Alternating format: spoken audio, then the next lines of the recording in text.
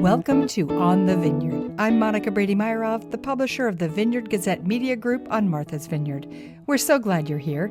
On the Vineyard is sponsored by Crane Appliance.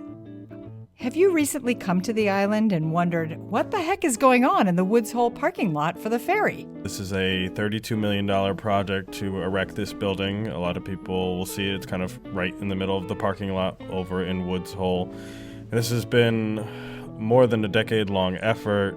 More on that later. There was a lot going on this past week.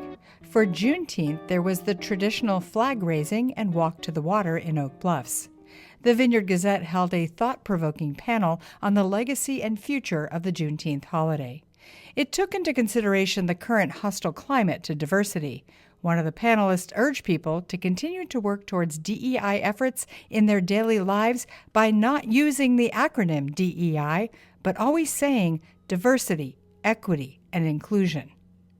Juneteenth activities shared the weekend with the Jaws anniversary. Thousands of fans came to celebrate the 50th anniversary of the release of the movie, and boy, were they decked out in Jaws wear. T-shirts, obviously, but shark fin hats, socks, and even shoes. The day the movie was released was marked by the screening of a new documentary from National Geographic. And even though Steven Spielberg didn't come to the island in person, he did tape some opening remarks before the film. 50 years after its initial release, Making Jaws remains a seminal experience for every single one of us, and 5 decades has done nothing to dim the memories of what remains one of the most overwhelming, exciting, terrifying, and rewarding experiences of my entire career. I was so lucky that so many of the parts, the roles in the film, were played by islanders, were played by locals who gave Jaws an authenticity that remains one of my favorite things about the entire film. And the support we received from Edgartown, Chilmark, West Tisbury, Oak Bluffs, Menemsha, Vineyard Haven, Chappie.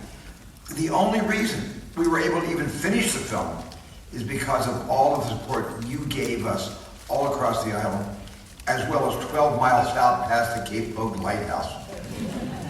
Look, a lot has happened in the 50 years since the initial release of Jaws, but some things will always be true, including the fact that Jaws and the Vineyard are forever linked in the best possible way. Saturday night, the lawn of the Winnetou was filled with blankets and chairs for people to watch the film with the Cape Cod Symphony Orchestra playing the score. Richard Dreyfuss appeared on stage and waved to the crowd.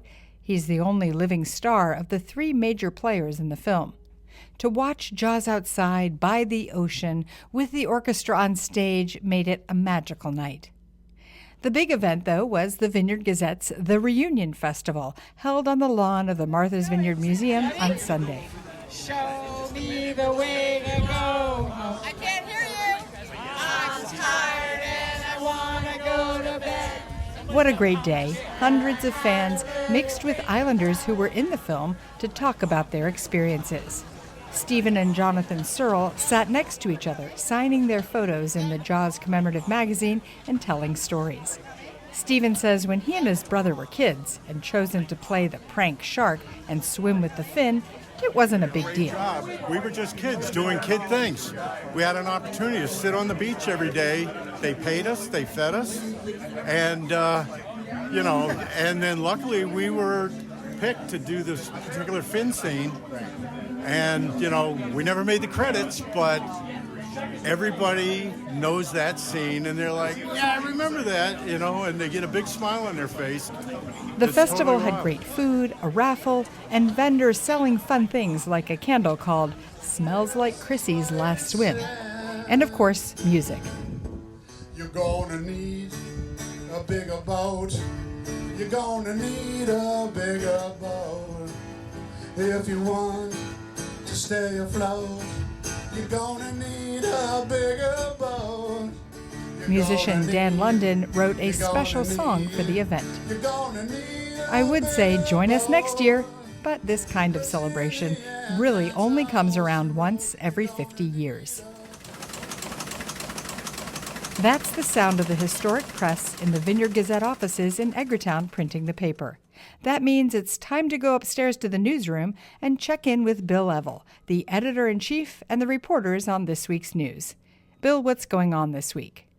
Looking across the pond over into the Woods Hole terminal, many who have arrived on the island have noticed that construction is, of course, still underway, and it's very confusing, at least to the drivers. Ethan Genter went over there with Ray Ewing, photographer, to check out the scene and make sure that, actually, they do know what they're doing. And it turns out they do, right, Ethan? Well, I'll let the listeners be the judge of that. But yeah, we went over there, we took a look. This is a $32 million project to erect this building. A lot of people will see it. It's kind of right in the middle of the parking lot over in Woods Hole. And this has been more than a decade-long effort. You know, they first started thinking about feasibility study-wise in 2012. And this has gone through more than 20 different designs to get to where we are today, which is the building's being erected, walls are up, the roof is on. This is supposed to hopefully be done by next Memorial Day, but this is kind of the first time they've ever done this kind of construction during the summer. One of the questions people ask, why did they even do this? The other terminal was great, it just did fine. Who needs something new? But then it turns out they had to do this due to construction on the slips. I think a lot of people look at there's a temporary terminal there now and forget that we demolished the past terminal that used to be right along the waterfront. It was kind of this big white cinder block building, and that had to come down. A, it was old, and B, they were doing slip work, pile driving. They just didn't think that the building would survive that kind of work. Yeah, which then led to everybody's next question. Once they built that sort of wonderful temporary structure, why not just keep the temporary structure? Yeah, what the Steamship Authority has said is we're able to build that the way it is now, that small, and with the building construction there is, because it was always destined to be a temporary terminal. It's not up to the flood code. It's not hurricane proof. So then you're probably going to ask, why did we put it in the middle? Yeah, exactly. Yeah, why did we put it in the middle? And it really seems like the traffic pattern is kind of rough. That was chosen for a few different reasons. I talked to Bob Davis, the GM, and he said the Vineyard representative and the Falmouth representative at the time when this all went through, they originally looked at putting it in the back of the lot, and they decided they wanted to have it closer to the water because of the distance that people would have to walk. They didn't want people to have to kind of traverse the entire parking lot. It is a long way. We've heard a lot of complaints about the traffic patterns. You do now and will going forward have to drive your car around the building, either to the left or the right, depending on what slip you're in. So it's definitely going to be an adjustment for folks.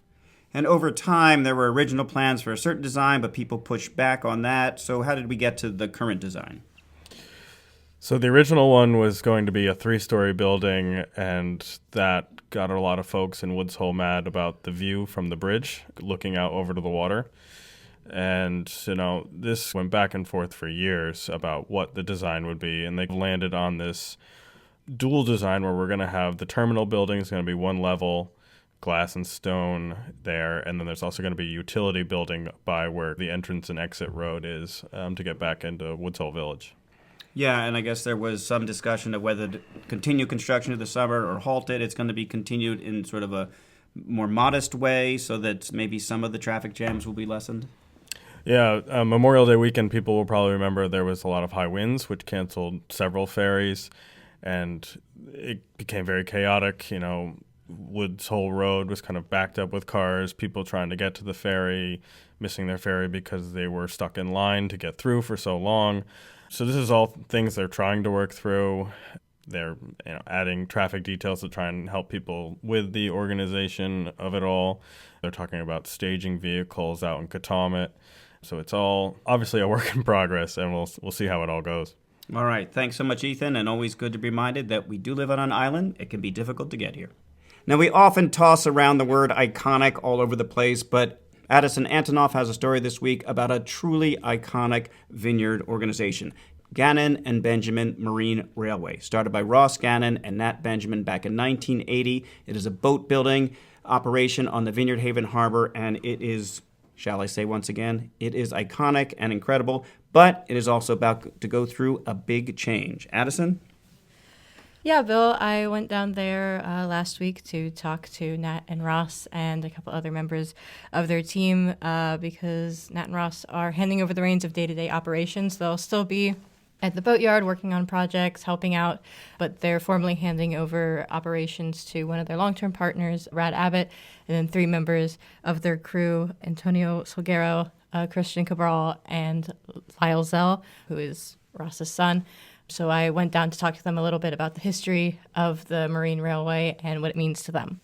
And I love part of the history was these 2 guys, Ross, you said, moved here in the late 60s, and Nat in the early 70s, and they got together, and they were both boat guys, and they're like, we don't have a place to work on our boats, so they created one. I just thought that was a really great place to start. Just do it yourself. Yes, exactly. They both owned wooden boats, and they were looking for a place where they could maintain them, and there wasn't really a spot to do that on the vineyard, and that is how the Marine Railway was born. So a lot of other people who have wooden boats have come there. They store their boats there. They get them repaired. Some people buy boats. Nat designed his 100th boat design 2 years ago, I believe.